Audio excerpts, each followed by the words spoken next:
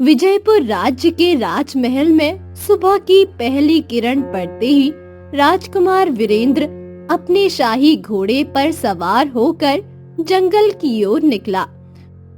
सैनिकों, आज मेरे पीछे पीछे कोई नहीं आएगा। मैं खुद अकेला शिकार करूंगा। तुम सभी मेरे पीछे रहोगे और मेरा इंतजार करोगे। जी राजकुमार। देखो, वो बड़ा हिरन दिखाई दे रहा है ना? मैं जा रहा हूं उसका शिकार करने। तुम लोग यहीं मेरा इंतजार करो। राजकुमार ने एक बड़े हिरण को निशाना बनाया था। हिरण की आंखों में डर था और वो तेजी से जंगल की घनी झाड़ियों में भाग रहा था। वीरेंद्र का घोड़ा तेजी से दौड़ रहा था और राजकुमार के चेहरे पर एक मुस्कान थी। आज ये हिरण मेरे बाण से नहीं बचेगा। चलो तेज भागो, मेरी नजर से कोई नहीं बच सकता है। आज इसका शिकार करके ही रहूंगा। ये हिरण कहाँ गायब हो गया? इसके पीछे भागते भागते तो थक गया। मुझे आराम करना चाहिए। जंगल के गहरे हिस्से में पहुंचकर हिरण कहीं गायब हो गया। वीरेंद्र का घोड़ा थक चुका था और वो खुद हांफने लगा। उसकी सांसें तेज थी, पसीने से उसका चेहरा चमक रहा था और उसके कपड़े धूल से सने थे। आखिरकार वो एक विशाल बरगद के पेड़ के नीचे रुक गया। कितना विशाल और भयानक जंगल है। उस हिरण का शिकार करने से पहले मुझे विश्राम करना चाहिए। सैनिक भी पीछे ही छूट गए, लेकिन मैं अकेला ही उस हिरण का शिकार करूंगा। यह हिरण भी कितना तेज है, लेकिन मैं भी राजकुमार वीरेंद्र हूं। मुझसे कोई नहीं बच सकता। थोड़ा आराम करके फिर पीछा करूंगा। तभी जंगल के पत्तों की सरसराहट से एक लंगड़ाता हुआ साधु निकला। हरे राम हरे राम, राम राम हरे हरे, हरे कृष्ण कृष्ण कृष्ण हरे हरे। उसका शरीर दुबला पतला था, सफेद दाढ़ी लंबी और उलझी हुई और आंखें गहरी और रहस्यमय। वो एक पुरानी टेढ़ी लाठी के सहारे धीरे धीरे चल रहा था। वीरेंद्र ने उसे देखा और उसके लंगड़ाने की नकल करके ठहाका लगाकर हंस पड़ा। उसकी हंसी जंगल में गूंज उठी। अरे बुढ़े साधु, ये लंगड़ा कर चलने का नाटक क्यों कर रहे हो? जंगल में कोई तमाशा दिखाने आए हो क्या? है? देखो, तुम्हारी तरह चलकर मैं भी साधु बन गया।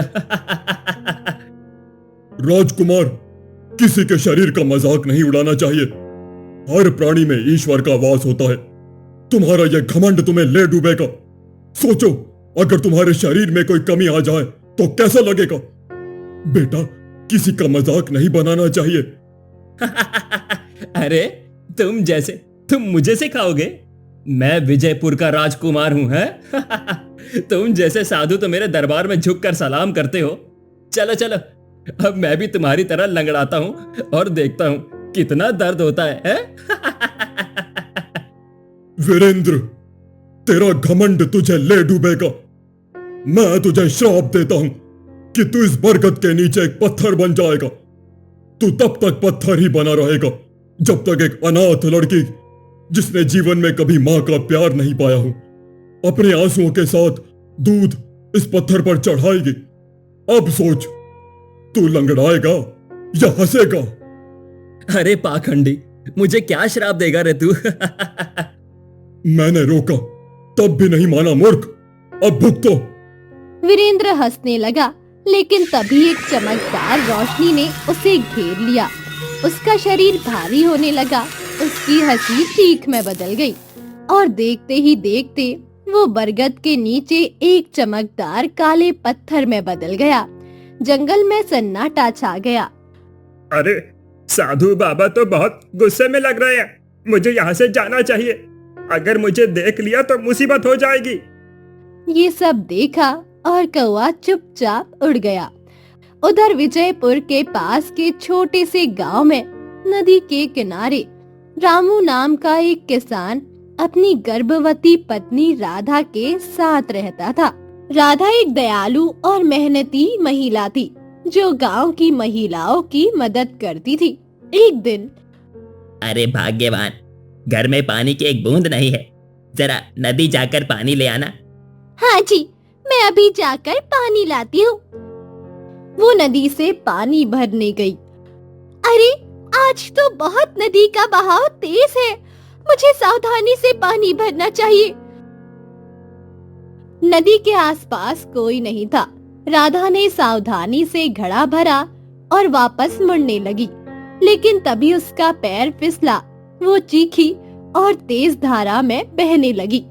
बचाओ, कोई बचाओ, मेरी बच्ची। अरे देखो, कोई महिला नदी में बह रही है, चलो उसको बचाओ। अरे देखो, कोई महिला नदी में बह रही है, चलो उसको बचाओ। अरे हाँ भैया, दौड़ो। वे नदी में कूदे और किसी तरह राधा को बाहर निकाला, लेकिन वो बेहोश हो चुकी थी। भैया, ये तो बेहोश हो गई और गर्भवती है। मुझे लगता है वैद्य जी को बुलाना चाहिए। हाँ भैया।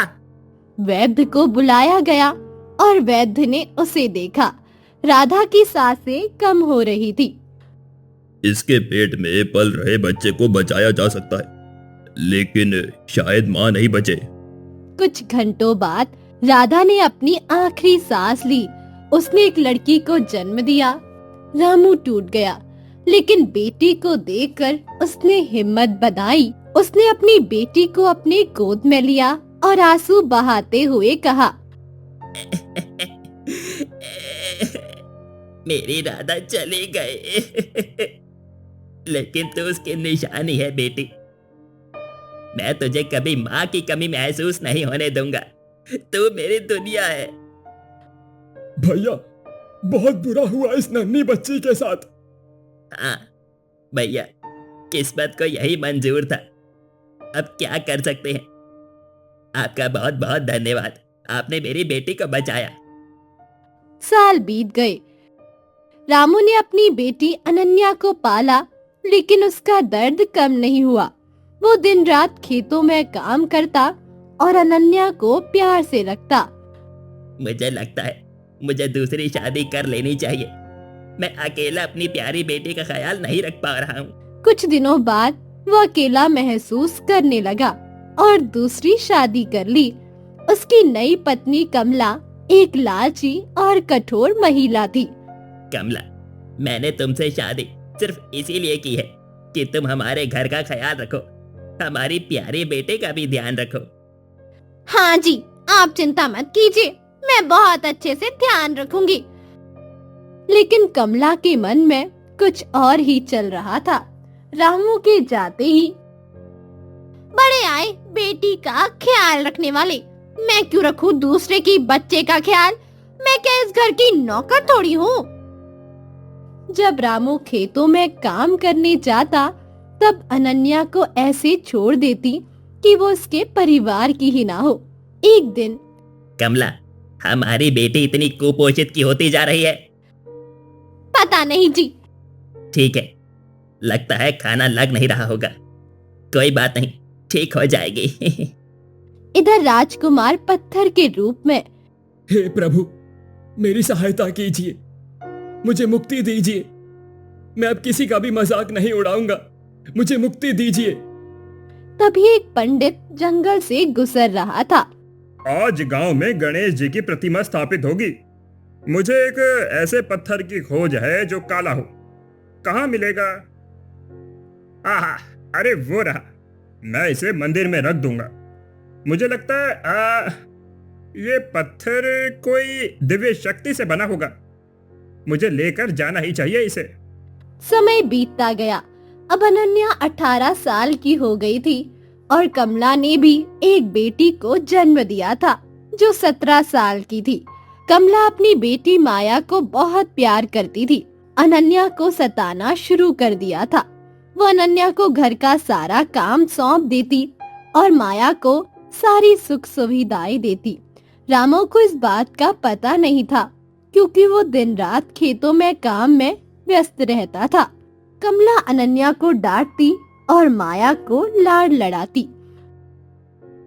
अरे अनन्या, सारा दिन क्या बैठी रहती है? जा, खाना बना, कपड़े धो और माया की मदद कर। तू तो बस इस घर की नौकरानी की तरह है। माया असली वारिस है, वारिस। अगर तूने काम नहीं किया तो खाने में जहर मिलाकर दे दूंगी तेरे पिताजी को। नहीं माँ, ऐसा मत कीजिएगा। मैं घर का सारा काम करूंगी, आप मेरे पापा को कुछ मत कीजिएगा। अगर किसी को बताया तो तेरे लिए अच्छा नहीं होगा, समझी? हाँ माँ, मैं किसी को नहीं बताऊंगी। हाँ अनन्या, माँ सही कहती है। मैं तो इस घर की राजकुमारी हूँ, राजकुमारी। और तू नौकरानी की तरह रह, ज्यादा बनने की कोशिश मत कर। ठीक है माया। माँ, तुम मुझे छोड़कर क्यों चली गई? अगर तुम होती तो शायद ये दर्द ना सहना पड़ता। कमला माँ और माया मुझे हर दिन ताने मारती है। मैं दिन रात काम करती हूँ, दिन रात, फिर भी वे कहती है कि मैं इस घर की नौकरानी हूँ। क्या मेरा कोई हक नहीं? पापा को कुछ पता नहीं और मैं उन्हें दुखी नहीं करना चाहती, पर माँ, ये दिल कितना भारी है। क्या मेरी जिंदगी हमेशा ऐसी ही रहेगी? कोई तो आए जो मेरे दुख को समझे। हे भगवान, मुझे हिम्मत दो, मैं और कितना सहूं। माँ, तुम कहीं हो ना? मुझे देख रही हो? बस एक बार कह दो कि सब ठीक हो जाएगा, सब। अनन्या चुपचाप सब सहती, लेकिन कभी शिकायत नहीं करती। वो घर का काम करती, खाना बनाती। रामू को लगता कि सब ठीक है, लेकिन कौवा जो जंगल से आकर अनन्या के घर के पास बैठता सब देख रहा था। कौवा साधु अग्निदेव का संदेशवाहक था और वो अनन्या की किस्मत बदलने का इंतजार कर रहा था। एक रात अनन्या बाहर बैठी रो रही थी और कौवा उसके पास आया। चिंता मत करो अनन्या, तेरी दया तेरी किस्मत बदलेगी, जल्द ही सब बदल जाएगा।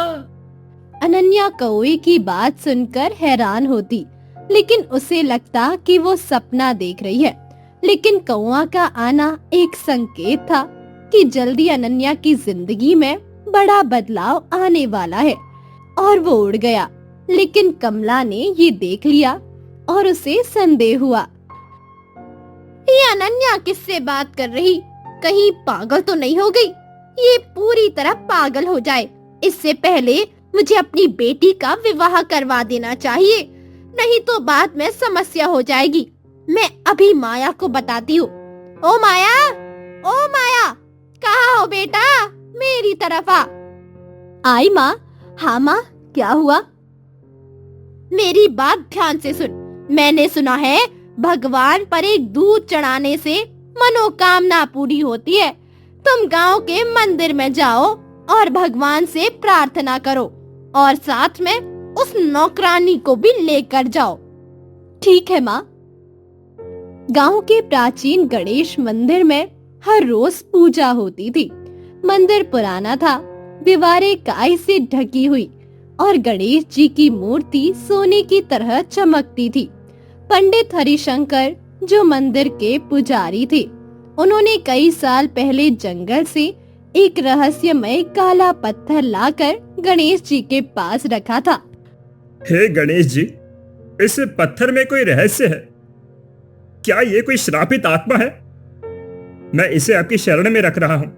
सालों से ये यहाँ है, लेकिन आज तक कोई चमत्कार नहीं हुआ है। एक दिन कमला ने माया की शादी की कामना के लिए मंदिर में विशेष पूजा का फैसला किया। वो चाहती थी कि माया किसी अमीर घर में ब्याही जाए। कमला ने अनन्या को दूध का लोटा देकर मंदिर भेजा।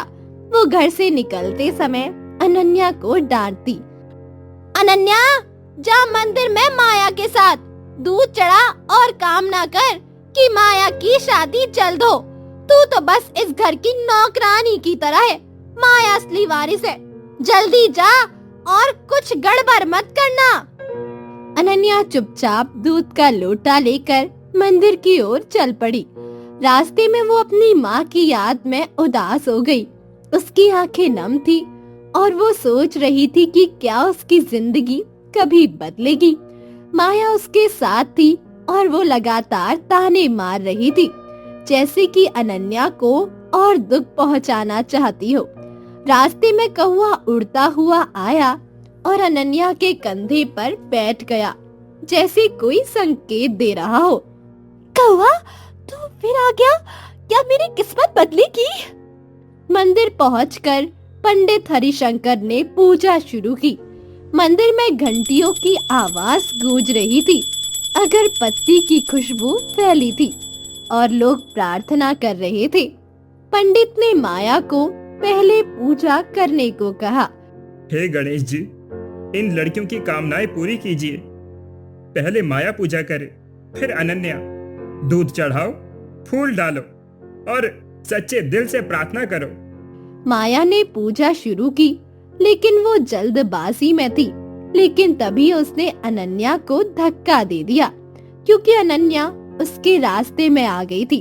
धक्के से अनन्या का संतुलन बिगड़ा और उसके लोटे से दूध छलककर उस काले पत्थर पर गिर गया। अनन्या की आंखों में आंसू थे, जो दूध के साथ मिलकर पत्थर पर गिरे। जैसे ही दूध और आंसू पत्थर पर गिरे, एक चमकदार रोशनी फैली। पत्थर हिलने लगा, दरारें पड़ने लगी और अचानक उसमें से राजकुमार वीरेंद्र प्रकट हुआ। उसका शरीर फिर से इंसानी रूप में आ गया। मंदिर में मौजूद लोग, पंडित, माया और अनन्या दंग रह गए। रोशनी इतनी तेज थी कि सबकी आंखें चौंधिया गई। ये क्या हो रहा है? सभी लोग पीछे हट जाओ। मैं फिर से इंसान बन गया? ये कैसे हुआ? कितने साल बीत गए? मैं कहाँ हूँ? क्या ये मंदिर है? तुम कौन हो? क्या तुमने मुझे मुक्त किया? ये तो चमत्कार है। ये पत्थर तो सालों से यहाँ था। युवक, तुम कौन हो? तुम कैसे पत्थर से निकले? क्या ये कोई दिव्य लीला है? वीरेंद्र ने अपनी आंखें मली और चारों ओर देखा। उसने अनन्या को देखा, फिर उसने सारी कहानी बताई। जंगल में शिकार, साधु, अग्निदेव से मिलना, उसका घमंड, साधु की नकल और श्राप। उसने बताया कि कैसे साधु ने कहा था कि केवल एक अनाथ लड़की के आंसू और दूध से ही वो मुक्त होगा। मैं घमंडी था। मैंने साधु का मजाक उड़ाया। उन्होंने मुझे श्राप दिया कि मैं पत्थर बन जाऊंगा और एक अनाथ लड़के के आंसू और दूध से ही मुझे मुक्ति मिलेगी। कितने साल बीत गए। क्या तुम वही लड़की हो, अनन्या? तुम्हारे आंसू और दूध ने मुझे मुक्त किया है। अनन्या ने हामी भरी, लेकिन माया जलन से भर गई। पंडित ने गांव वालों को बुलाया और कौवा उड़कर आ गया। गांव वाले हैरान थे और कमला, जो खबर सुनाकर दौड़ आई, उसने अपनी साजिश शुरू करने की सोची। लोग मंदिर में इकट्ठा हो गए और रामू, अनन्या के पिता, दौड़कर आए और पूछा कि क्या हुआ। मैं बताता हूँ। वीरेंद्र ने फिर से अपनी कहानी दोहराई। रामू हैरान था, लेकिन खुश भी कि उसकी बेटी ने एक चमत्कार किया। लेकिन कमला और माया, जो मंदिर में ही थी, जलन से भर गई। मुझे कुछ तो करना ही होगा। माया, अनन्या को ये राजकुमार मिल गया। नहीं, हम ऐसा नहीं होने देंगे। हम गांव में अफवाह फैलाएंगे कि अनन्या ने काला जादू किया है। माया, तू राजकुमार से बात कर और उसे अपने जाल में फंसा। उसे बताना कि अनन्या झूठी है, झूठी। हाँ माँ, मैं राजकुमारी बनूंगी, अनन्या नहीं। मैं वीरेंद्र से कहूंगी कि अनन्या ने जादू से उसे मुक्त किया है। कमला और माया ने गांव में अफवाह फैलानी शुरू की। वे घर घर जाकर कहती कि अनन्या ने काला जादू सीखा है और राजकुमार उसके वश में है। कुछ गांव वाले, जो कमला के प्रभाव में थे, अफवाह पर विश्वास करने लगे। रामू को भी संदेह हुआ, लेकिन वो अपनी बेटी अनन्या पर भरोसा करता था। वो अनन्या से पूछने गया, बेटी, क्या ये सब सच्चाई है? कमला कह रही है कि तूने जादू किया है। मैं तो तेरे पर भरोसा करता हूँ, लेकिन गांव वाले क्या सोचेंगे?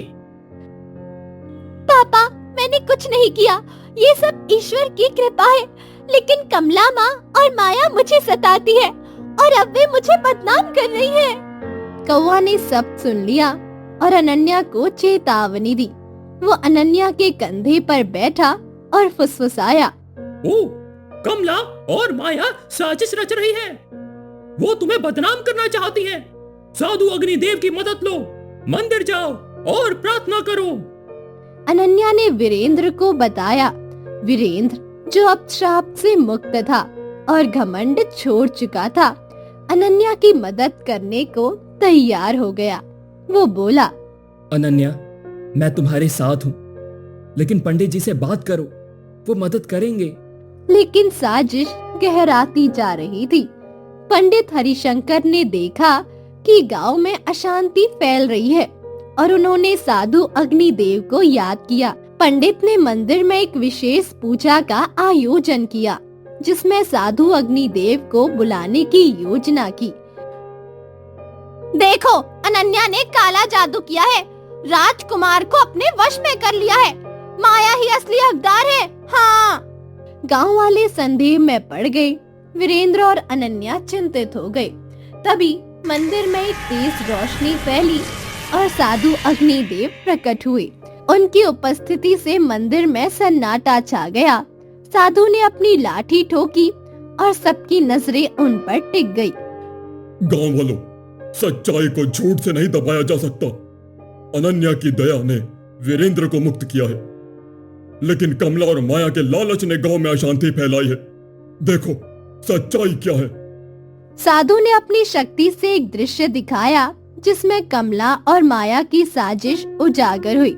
दृश्य में कमला और माया की बातें, अफवाह फैलाना और उनके लालच दिखे। गांव वाले हैरान रह गए। कमला और माया ने सिर झुका लिया और उनके चेहरे पर शर्मिंदगी थी। मुझे माफ कर दो साधु जी, मैंने लालच में ये सब किया। अनन्या मुझे क्षमा कर दो। साधु जी, मैं कमला और माया को माफ करती हूँ। वे मेरे परिवार हैं। प्रेम से सब ठीक हो जाएगा।